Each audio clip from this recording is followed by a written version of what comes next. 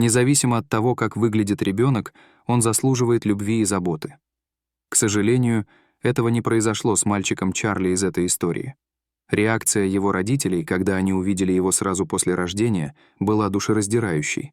В конце концов, они бросили его, но годы спустя он неожиданно навестил их, и вы не поверите, что произошло дальше. В детстве у каждого из нас были свои мечты, цели и фантазии, и Роберт с Эльзой не были исключением. Дуэт мечтал о том, чтобы поскорее завести семью, и они подумывали о том, чтобы завести много детей.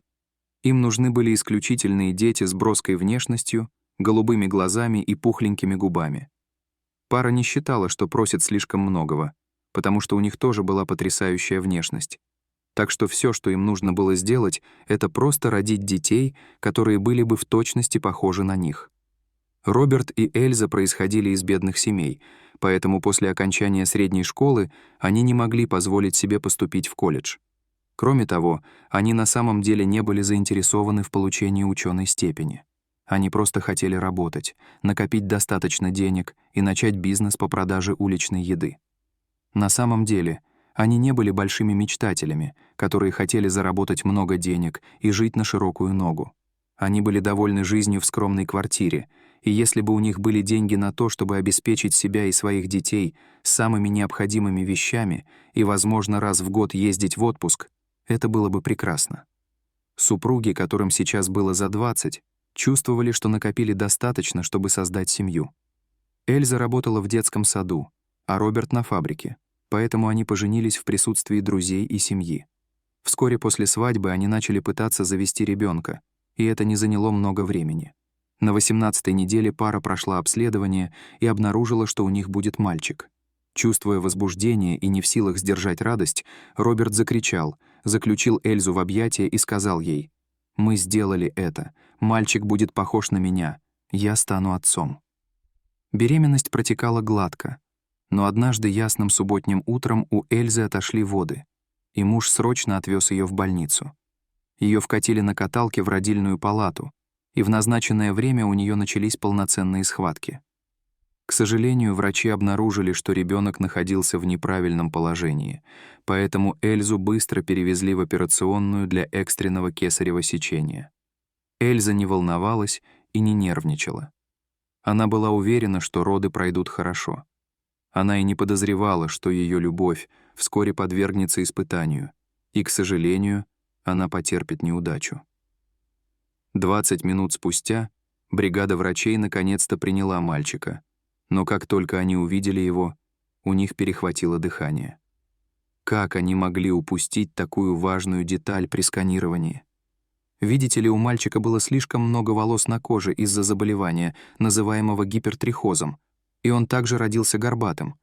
Такой ребенок заслуживает большой любви и заботы, не так ли? Реакция его родителей была невероятной.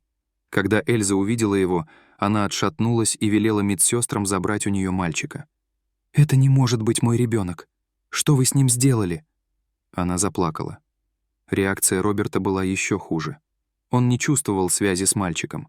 Он устроил скандал в больнице и обвинил врачей во внешнем виде ребенка. Врачи извинились за то, что упустили такую важную деталь при сканировании, однако заверили супругов, что существуют операции, чтобы избавиться от этой болезни. По мнению супругов, слова врача были бессмысленными. Где они возьмут деньги на операцию? Где они вообще возьмут деньги на постоянное медицинское обслуживание, в котором будет нуждаться мальчик? Вместо того, чтобы радоваться, пара была в отчаянии. Они провели бессонные ночи, беспокоясь о том, что подумают о них люди, если увидят их ребенка. К сожалению, маленький мальчик постоянно болел, и пара часто посещала больницу. И вот однажды они решили, что это не та жизнь, которую они хотели бы для себя. Что произойдет с их бизнес-планами? Что будет с их мечтами о знаменитых детях, которые будут ходить по подиуму? И вот в одну одинокую и печальную ночь они пришли к выводу: они отдадут мальчика. Возможно, ему посчастливится найти кого-то, кто обеспечит ему такую жизнь, какой он заслуживает. Если бы они только знали, что когда-нибудь пожалеют об этом решении. Пара отдала мальчика в детский дом, поцеловала его на прощание и ушла из его жизни навсегда. Они никогда не могли предположить, что через несколько лет снова увидят его. Чарли вырос в детском доме заботливым, воспитанным и очаровательным мальчиком. К сожалению, его постоянно отказывались усыновлять из-за его внешности. Когда ему исполнилось 7 лет, мальчик начал думать, что его никто никогда не усыновит. Ему было больно каждый раз, когда приходилось прощаться с другом, которого усыновляли, но никто не приходил за ним. Но однажды, когда Чарли исполнилось 9 лет, удача улыбнулась ему. Состоятельная пара Джек и Линда, которым было под 40, но у которых не было детей, решили усыновить Чарли, и когда они попали в приют, то влюбились в него. Он выглядел таким грустным, в отличие от остальных детей, и мы хотели развеять эту грусть. Мы чувствовали сильную связь с ним и видели, что у него большой потенциал. Мы хотели помочь ему осуществить его мечты, сказала Линда. Усыновив Чарли, пара окружила его большой любовью, заботой и вниманием. Они также заплатили много денег, чтобы избавиться от горба, но, к сожалению, от лишних волос на его теле не было лекарства. Несмотря на это, Чарли научился любить и принимать себя таким, какой он есть. И все благодаря семейной паре, которая правильно его воспитала и научила никогда не позволять чужому мнению давить на него. Прошло время, и Чарли поступил в колледж изучать медицину. В свое время он окончил университет и начал работать хирургом. Чарли был прилежным врачом, который посвятил себя спасению жизни своих пациентов. 3 года спустя, поздно вечером, когда Чарли уже собирался закрывать клинику, ему позвонил мужчина, который попал в аварию и нуждался в срочной операции.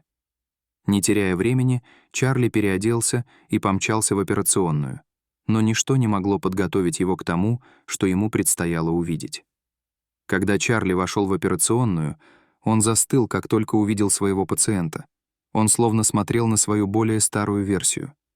Чарли выглядел точь-в-точь, как этот человек. У них было одинаковое строение лица, глаза, нос. Другие хирурги в операционной тоже заметили сходство между ними, но ничего не сказали. Примерно через 5 часов операция была завершена, и она прошла успешно, поэтому Чарли вышел в приемную, чтобы сообщить жене пациента, что операция прошла успешно. Но когда он добрался туда, произошло нечто еще более шокирующее. Чарли заметил, что он тоже похож на ту женщину, особенно ее глаза. Что еще хуже, когда женщина увидела Чарли, она в ужасе вскочила и заплакала.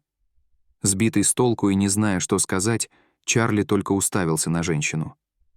Эльза извинилась за то, что позволила эмоциям овладеть собой.